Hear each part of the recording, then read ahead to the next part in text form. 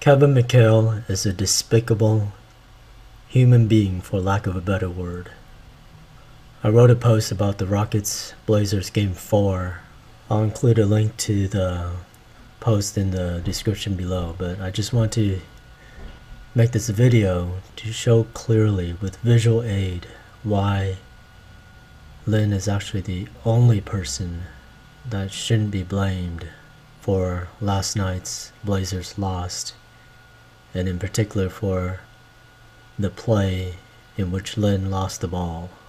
Again, Lynn is actually the only player, the only Rockets who should not be blamed for that play. The people blaming Lynn for this play are people who are not very perceptive. It really irritates me when people only see the surface of things and can't see beyond that. Only a very shallow thinker would blame Lynn for that play. And hopefully after I go through the play, you will clearly see why this is so.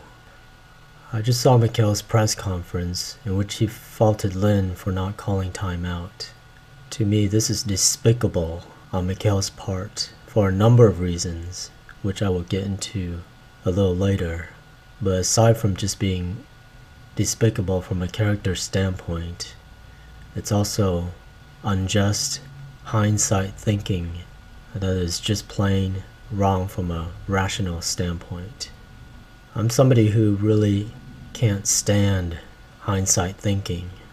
McHale, in his press conference, said that the plan was to call a timeout if there wasn't a clear path because they wanted to get the ball to Howard after the timeout. But I'm going to show you why this doesn't appear to be so from McHale's actions on this play. So without further ado, let me walk you through the play.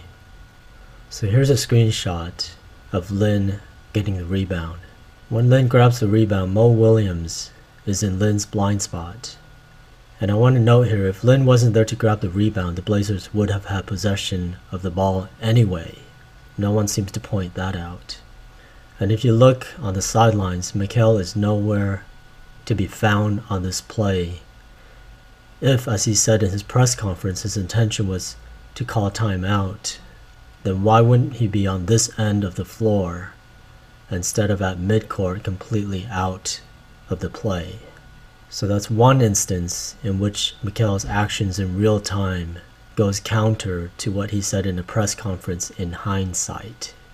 In this screenshot, I wanted to point out this is really the only time Lynn had any possibility of catching a glimpse of Mo Williams. As you can see, Lynn turns his head and he might have spotted Mo Williams out of the corner of his eye when he came down with the rebound. In this screenshot, we can see that Dwight Howard had a chance to set a screen to get Mo Williams off of Lynn's tail. But instead, Howard steps aside to let Mo Williams pass, and I really can't blame Howard for doing this, nor should anyone else. Again, blaming Howard for letting Mo Williams pass is hindsight thinking. The reason is that I think if I was in Howard's position, I don't want to risk being called for a foul for like a moving screen or whatever, and there's really no sense of urgency. He can't predict that Mo Williams is gonna catch up to Lynn and steal the ball from Lynn, so there's no sense of urgency for Howard to set a screen. But you can blame Howard more than you can blame Lynn in this situation from a hindsight perspective, because Lynn had no possibility to see Mo Williams the whole time, but Howard could have just stood his ground and screened out Mo Williams and taken the small risk that he could have been called for a foul. But again, I'm fine with Howard stepping aside in this situation. In this screenshot, the only person Lynn is concerned about is Lillard. At this point, there's no way Lynn could have seen Mo Williams in his blind spot. And this continues to be so up until Mo Williams knocked the ball out of Lynn's hands. There was only one moment, one split second in which Lynn could have seen Mo Williams, and that's when he came down with the rebound. After that, Mo Williams is completely out of his range of vision, and the only people who could see Mo Williams is the people watching TV at home and his Rockets teammates. I want to also point out here that Mikal is still nowhere to be seen. If he wanted to call a timeout, he should have been somewhere in this vicinity. In reality, that's just hindsight thinking on his part during a press conference to throw Lynn under the bus and defer blame. Actions in the moment speak louder than hindsight thinking. If Mikal's plan was really to call timeout, then he should have been on this end of the floor to begin with. Why was he at half court? And you would think that, at least at this point in time, he should have been on this end of the floor, but he's still not there. So I don't see a sense in urgency from Mikal during this play. I don't see any sense that he really wanted to call a timeout. In this screenshot, we see that the only person who is a danger to Lynn from Lynn's perspective is no longer a danger at this point. From Lynn's perspective, there's no urgency to call timeout or do anything. Also, Mo Williams seems to sort of be out of the picture at this moment as well. Everything actually from this picture looks fine for the Rockets. There's no way for Lynn to see Mo Williams, but Harden can clearly see Mo Williams, and Harden is within earshot of Lynn. This is the moment where I knew Lynn would get the ball stolen by Mo Williams and be blamed for losing the game. Of course, I have the perspective of God, since I can watch it on TV and I can clearly see Mo Williams on Lynn's tail. But from Lynn's perspective, he has absolutely no reason to think Mo Williams is behind him, since Mo Williams has been on Lynn's blind spot the entire time. But all the other Rockets players could easily see what I'm seeing on my TV screen. Why didn't any of them call timeout? Harden was within earshot of Lynn. Why wasn't he screaming at Lynn about Mo Williams? To me, looking at Harden's body language at this moment, he doesn't look like a guy who's screaming at Lynn about Mo Williams. Parsons, aside from Lynn, is actually the only Rockets showing any sense of urgency. But it's hindsight thinking to see that Lynn should have passed the ball to Parsons. There's really no reason, from Lynn's perspective, that he needs to pass the ball to Parsons. He had the only threat that he knew about, which was Lillard, safely on his non-dribbling side. So what's the urgency to pass it out to Parsons? After all, Lynn is the ball handler. He could at least take the ball to half court and call timeout or do whatever at that point. So this is the stuff that really irritates me, is hindsight thinking and people not being able to think beyond just a very surface level. The reality is everyone on the Rockets except Lynn should have been blamed for not calling timeout in this situation. And I'm not saying this because I'm a Lynn fan. I'm saying this because it's logical, reasonable, and rational. And if you're an objective thinking being, I don't see how you can feel any differently. Lynn was the only Rockets on the court to have no reason to call timeout. And on top of that, he was the only Rockets to be in the worst position physically to call a timeout. From the time Lynn rebounded the ball to the time he got the ball stolen, Lynn was going at full speed. If Lynn had tried to stop to signal a timeout, he would have been called for a travel, because he wouldn't have been able to stop on a dime. Lynn was still trying to maintain clear possession of the ball up until he got the ball stolen from Mo Williams. The only time Lynn wasn't running full out is when he came down with the rebound. But with over 30 seconds left in the game, this is not one of those no-brainer situations where you get the rebound and immediately call timeout. Again, people who said Lynn should have called timeout is talking hindsight and simply not thinking very clearly about the matter. If what Mikal is saying is true, that he wanted to call timeout if the players didn't see a clear path to the basket, then Lynn is in no position to determine whether or not he had a clear path to the basket right when he got the rebound, so he couldn't make the immediate decision to call timeout. And right before Lynn got the ball stolen, the path looked clear enough for Lynn to dribble the ball dribble the ball past half court at least. Again, from Lynn's perspective, there's no way he could have sensed any immediate danger, so there's no reason for him to try to stop on a dime, risk being called for a travel, just so he could call an unnecessary timeout.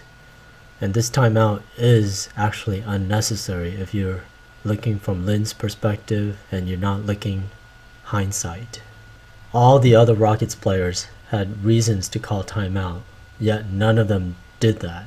So this is why Lynn is actually the only player who should not be blamed for not calling timeout, and every Rockets players, including Mikal, should have been blamed for not calling timeout in this situation. Again, Lynn had no reason to call timeout, and again, he was in the worst physical position to call timeout, whereas all the Rockets players, including the coach, had reasons to call timeout because they could see Mo Williams and they were in perfect physical position to call timeout. They were just standing around, especially Harden. Finally, right when Lynn is about to get the ball stolen, that's when we finally see Kevin McHale on this side of the court. It's only the moment in which Lynn is about to get the ball stolen that McHale had any sense of urgency. But of course, at that point, it was completely useless. And the only reason that he has left for finally showing up is so that he can blame Lynn for not calling timeout, for losing the game, for losing the season, for Harden's worthless ISOs, for his limp, for the Palestine-Israel conflict, for not finding a cure for cancer, etc., etc., etc. As Lynn loses the ball, Harden casually observes in a relaxed, upright stance. As you can see, he's even arching his back with his chest sticking out. That's a very relaxed, casual stance. As the ball has been stripped from Lynn, Harden casually observes in the same relaxed, upright position as the game is on the line. Makes no attempt to at least get in position to lunge for the ball like Lynn did in Game 3 to save his ass. By the way, if you want to know what a real turnover looks like, Harden's turnover in Game 3 when he had 3 Blazers surrounding him and he was trying to go ISO, that's a real turnover. Or you can look at Beverly's turnover in the last seconds of the game in Game 4, that's a real turnover. The player was in front of him, he could see the player right in front of him. Lynn's turnover could not be helped by Lynn. He could not see Mo Williams in the back of him unless he had eyes in the back of his head, which I guess non-thinking fans are blaming Lynn for not being an alien. Anyway, and here we see that everyone seems to see a loose ball on the floor except for Harden. At this point, I think McHale is thankful for his foresight to put Lynn back in the game after taking Lynn out with more than 6 minutes left to go in the fourth quarter, so he can blame Lynn in hindsight for losing the game. The reality is that McHale lost the game when he took Lynn out with more than 6 minutes left to go in the fourth, and the Blazers went on their big run. If you recall, in every single game of this series, Jeremy Lin hasn't done anything until very late in the fourth quarter and in overtime. And the reason for this is that Jeremy Lin is all about winning. And so late in the fourth and in overtime, when he senses that the H&H boys, which is Harden and Howard, aren't getting the job done, then he takes it upon himself to will a win for the Rockets. He's done this in Game 1, Game 2, and Game 3. The reason why he was successful in Game 3 is that Parsons fouled out, so McHale was forced to keep Lynn in consistently from the fourth quarter through overtime. If you recall, the only game in which the Rockets won is the game in which Jeremy Lin was allowed to play consistently from fourth quarter all the way through overtime. All the other games he's been yanked in and out, disrupting his rhythm. Also, in addition to this, the only game that the Rockets have won in this series is the game in which Lin was actually allowed to be the floor general for a little bit in the fourth quarter and in overtime.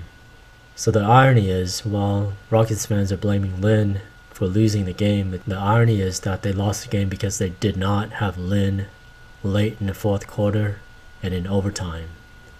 In this game, Mikhail yanked Lynn out of the lineup with over 6 minutes left to go in the fourth quarter. This is the exact time in which Lynn would have started to turn things up. This is the exact time that Lynn turned things up in games 1, 2, and 3. So Mikhail took Lynn out right at the moment when Lynn was starting to do his thing, and would have been a big factor in helping the Rockets maintain their lead and win the game.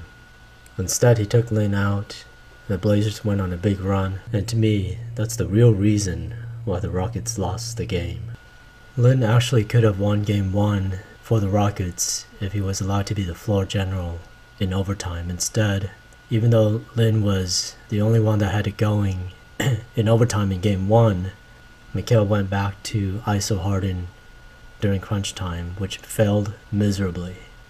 In game 2, right when Mikhail noticed that Lynn was not immediately dumping it to Howard or Harden, he took Lynn out of the game after Lynn looked like he was starting to play aggressively and drove into the lane and got his shot blocked. Had Mikhail been forced to leave Lynn out there like he was forced in game 3 because Parsons fouled out, I think Rockets would have won game 2 as well. Whenever Mikhail is forced against his will, especially when it comes to Jeremy Lin, good things happen for the Rockets. For Mikhail to blame Lin for that one play shows you his extensive lack of character. So even if it was Lin's fault, which it clearly was not, as a leader, you do not single out one player and shove them under a bus. A leader takes blame even when it's not his fault. A leader defers credit even when he's the real hero. These are things that Lin does time and time again. And as usual, Lin is going to take the blame for this loss, even though he's precisely the only person who should not be blamed for this loss. Lin shows clear, true leadership. Mikhail just shows that he's a despicable human being, for lack of a better word. No leader would ever do what Mikhail did. No leader would communicate in the way that Mikhail communicated in the post-game press conference. Kevin McHale is not only a bad coach, he has no character. Kevin McHale should not be in any position to lead a group of men, and he will never evolve as a coach, because in order to evolve, you have to admit your mistakes. I don't think I've ever heard Kevin McHale publicly admit that he has made a mistake. It is shameful for this Rockets organization to stand behind such a despicable man. I'm done.